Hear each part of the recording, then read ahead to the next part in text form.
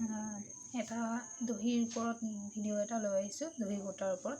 আপোনালোকৰ লগত এই সমস্যাটো হৈছে যে দহি গোটাবোৰ থৈ দিয়াৰ পিছত জট লাগি যায় যে, ময়ো সেই সমস্যাটোত ভুগিছিলোঁ। তাৰপিছত লাহেকৈ এই আইডিয়াটো মনলৈ আহিলে, ভাবিলোঁ আপোনালোকৰ লগতো শ্বেয়াৰ কৰোঁ।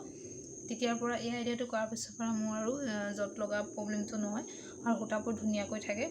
তো এই যে দেখিব পাইছে নেচাটোত চাওক, মই এনেকৈ 4টা ভাগত ভাগ কৰি লৈছোঁ। ভাগ কৰি মানে ইয়াতে আছে সূতাটো, ইয়াত যিহেতু এনেকৈ থাকে, তো গতিকে মই সেই ভাজে এনেকৈ ধুনীয়াকৈ সূতা দি কিনে গাঁঠি মাৰি লৈছোঁ। লৈ এতিয়া মই কেঁচিৰে গোটেইখিনি কাটি দিম। কাটি পেলাই চাব পাৰে মই এনেকৈ গাঁঠি মাৰি এনেকৈ ৰাখি থৈছোঁ, আৰু এনেকৈ মই সূতাবোৰ ৰাখি থৈছোঁ। আৰু এই সূতাখিনি কেতিয়াও জট নালাগে আৰু আপুনি ধুনীয়াকৈ ষ্ট'ৰ কৰি কিনে ৰাখিব পাৰে। এয়া চাওক, মই সৰু এটা পেকেটত এনেদৰে দহি সূতাখিনি জট কৰি ৰাখিছোঁ।